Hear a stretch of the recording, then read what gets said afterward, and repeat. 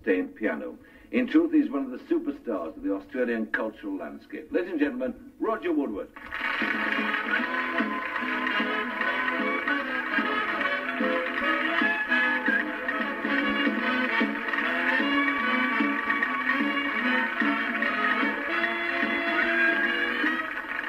You two know each other, don't you? We do. Yes, we've met in Warsaw. Met in Warsaw. To drop at the city. That's right, which is what we'll talk about in a moment. In fact, I mentioned there that you went on a concert stage at the age of 9. You were never sort of termed or billed as a child prodigy. Why was that?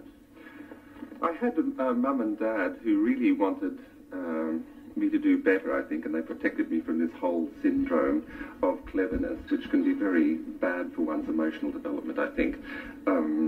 I think it's probably important that children can be children and gradually become adults. And I mean, so you just dislike the entire thing of child prodigies? Well, I just wasn't a child prodigy. That's all there is to it. Well, at 9 going on a concert stage, I mean, I can think that that might be an adequate description.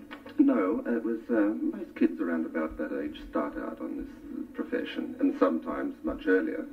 But I really think that, well, I can remember when my mother got my first school report with music on it, and I got 91, and she said, well, what happened to the other 9 marks?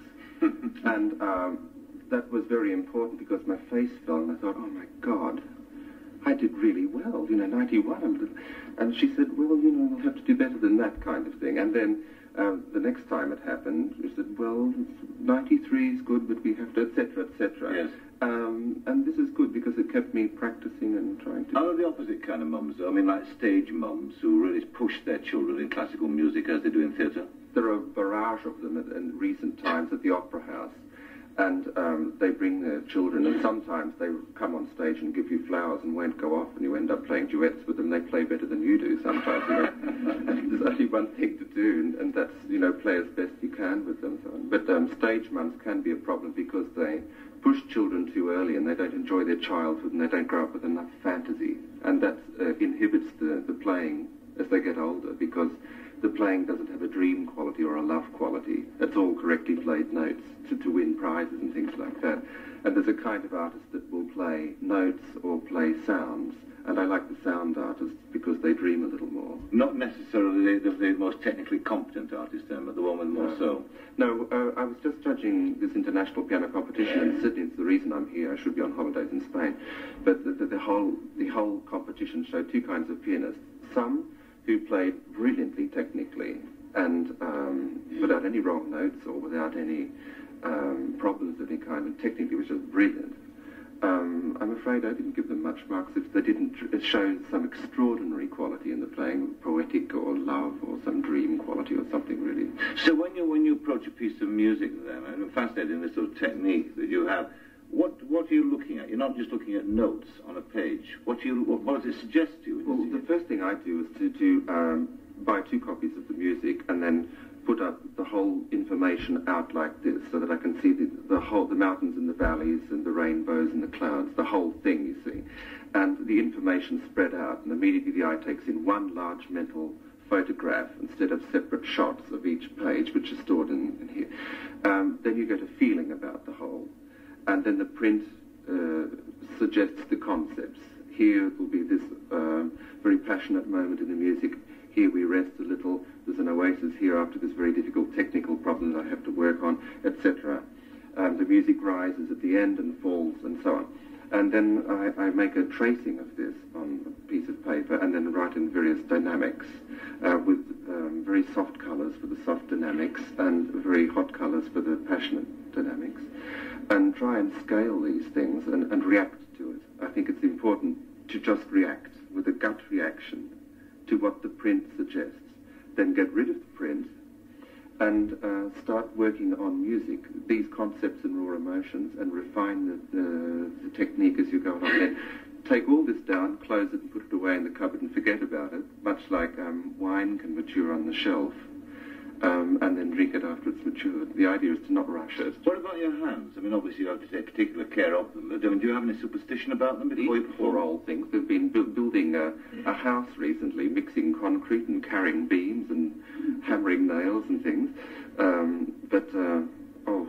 They're not insured for $1 million, Michael, I can tell you that. But, I mean, what particular care do you take them before you go into a concert situation? Is there anything you won't do? Or? I love the Peter Sellers film where he's a concert pianist and he's standing off stage in Carnegie Hall with an assistant with his glass bowl of warm water, and he has his hands here, and then he takes them out and somebody wipes them for him. He walks on stage immaculate, you know, and puts them on the keys and plays them. It's a very, very funny movie. But the idea of hands is not as important as heart and soul, and the whole idea of how you are inside yourself, so that you feel perfectly quiet. Before I play music on the stage, I like to feel really as peaceful as possible, and absolutely at one, because the gush of emotion from the audience, it's sometimes not a gush, it's a wave which can just wipe you out. And as you have this piece, for example, the opening of the Opera House recital, I can never forget that wall of emotion. It was an absolute tidal wave. It's like trying to ride a surfboard in a tidal wave. Well, what about the Red Adair of the bloodstained piano, though? I mean, where did that come from? That was a series of... I founded an international festival of contemporary music in London in the early 70s called the London Music Digest. And one of the people we had at this was Pierre Boulez. And I was premiering a new work with him that an English composer called Bernard Brands had written me for my birthday.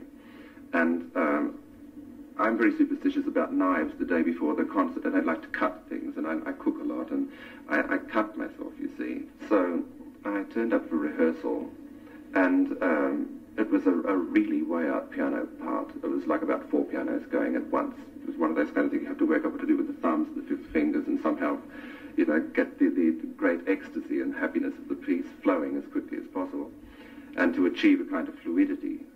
I didn't want people to be aware of the technical process. I wanted to hide that as much as possible so that the concerts can... But I'd cut myself, and the blood started coming on the keys while I was at the rehearsal, and the musicians were kind of looking, my God, how much longer is this going to go, because he's halfway through, you know, the big cadenzas to come.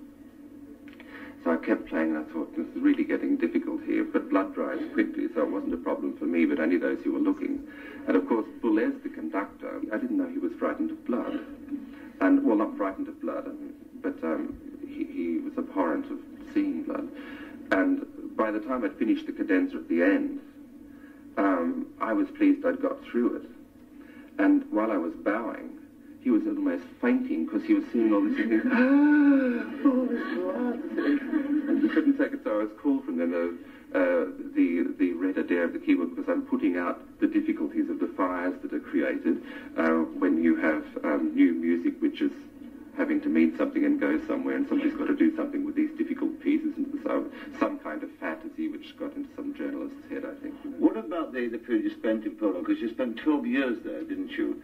I would imagine, I mean, it's a marvellous place, obviously, because of their cultural heritage for a pianist to go to. I would have thought there were problems, though, with the kind of state it is, and it must have been very difficult to live there. Well, Poland I'm going to reveal all, in the mid-60s, was a very progressive place for theatre especially, and music and film, and it was a very lively cultural scene. And since I liked film and theatre and music and painting in America and Middle Europe at that time, it seemed a logical place for a young Australian to go. Prior to that, had there been any kind of Australian visits there? I mean, were you the first Australian musician who gone to Poland? Evidently.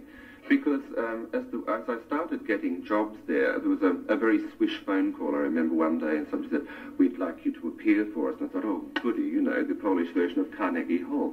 But it wasn't. It was a shell in the park in the poorest part of Warsaw. I mean, St. Leonard's would be sheer luxury compared to this thing that it was a really terrible little shell in a place called Praga. I don't know if you were there, but it was a marvellous part of Warsaw where people went on Sunday afternoons to hear a lineup of artists who would be anybody from somebody cracking jokes to somebody playing something. And this guy was billing me from Australia, and he made me sound like somebody with a loincloth and a spear. And I walked on to play the revolutionary study. And people saying, but he's white, and it looks like he's playing Chopin, and all this stuff. It was very strange, this idea of what could an Australian be. But I must say that more Poles know where Australia is, and know what a kangaroo is, and know who and what Australians are, than I think we do know what's going on in Poland, except lately we're reading so much news from Poland that we're more well aware of what's going on there. No, you played, I mean, you're renowned as having a very wide taste in music. I mean, you played lots and lots of different kinds. Is there any kind of music you don't like? The only kind of music I don't like is music, I guess, which is not played with true soul and true love, and music which is just played for the notes only and not the great sounds and the raw emotions and the concepts. Music which doesn't live. And that can be any music, but I can't think of any music I don't love. I like music from all styles and all periods. Right. Well, you're going to play something for us now, aren't you? Maybe I could play Little Chopin for you. A little Chopin? Maybe Little Chopin. Maybe, but you're not quite sure. I don't know if I sit at Might you change your mind as you get round there? Let's see. All right, Mr. Woodward, round there. So your huge grand piano awaits you. Chopin, he says. Well, you'll wait and see in a moment. Mr. Roger Woodward.